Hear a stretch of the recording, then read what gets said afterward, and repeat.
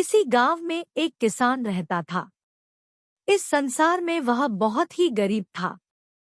उसके पास जमीन का एक छोटा सा टुकड़ा था जिस पर वह खेती करता था। उसका गुजारा अत्यंत कठिन तरीकों से होता था। एक दिन सूरज की गर्मी चरम सीमा पर थी, परंतु किसान हमेशा की तरह खेत में काम कर रहा था। पसीने से लथपथ किसान बुआई के लिए खेत जोत रहा था। इसी बीच खेत में खुदाई करते समय जमीन से एक बड़ा सा लकड़ी का बक्सा मिला। किसान ने सावधानी से बक्से को निकाला। पहले तो उसके समझ में नहीं आया कि बक्से का क्या करें। आखिर उसने बक्से को खेत के बाहर रख दिया। उसे साफ करके जो रोटियां वह घर से लाया था वह बक्से में रख दी और अपने काम में जुट गया। दोपहर को जब वह खाने के लिए रोटियां निकलने के लिए बक्से के पास गया तो हैरान रह गया।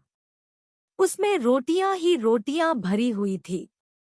तब किसान को पता चला कि वह जादुई बक्सा था।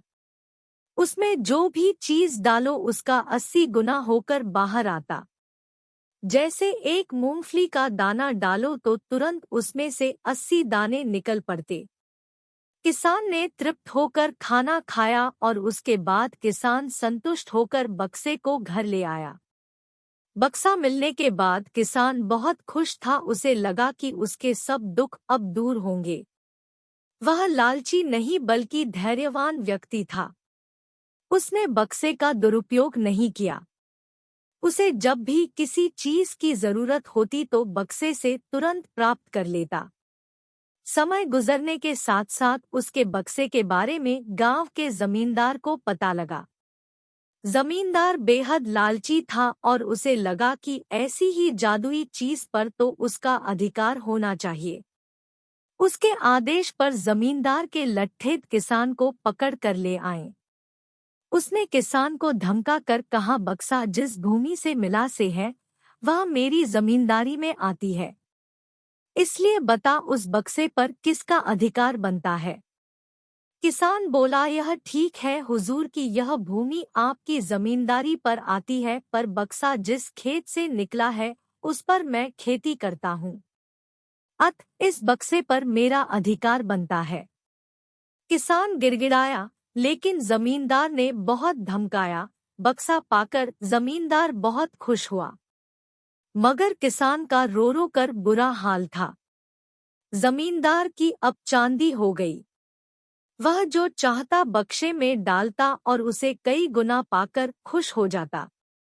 कुछ लोगों ने जादुई बक्से की खबर मंत्री जी के पास पहुंचा दी।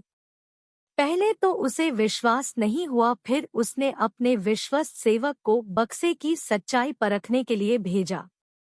वहां जो उसने बक्से का जो जादू देखा तो वह मंत्री के पास जाकर सारी सच्चाई बता दी।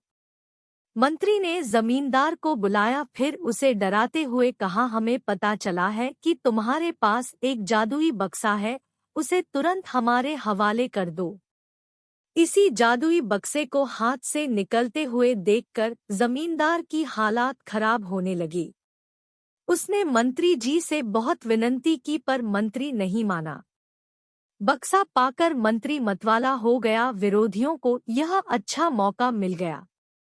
उन्होंने बक्से के साथ साथ मंत्री के निकम्मेपन की खबर भी राजा तक पहुंचा दी। बक्से की बात सुनकर राजा अधीर हो उठा। वह अपने सेनापति के साथ मंत्री के घर जा पहुंचा। उसने कहा, देश की सारी जमीन राजा की होती है, इसलिए जादुई बक्से पर भी उसी का हक है। मंत्री ने बिना देरी किए बक्सा राजा को दे दिया। जादुई बक्से को पाकर राजा प्रसन्न हो गया। सबसे पहले राजा ने जादुई बक्से की मदद से अपनी खजाने की वृद्धि की, फिर राजा को उस बक्से की सुरक्षा को लेकर चिंता हुई।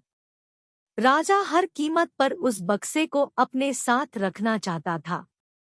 राजा ने सोचा कि इसका रहस्य ज्ञात करना चाहिए कि आखिर इस बक्से में है क्या।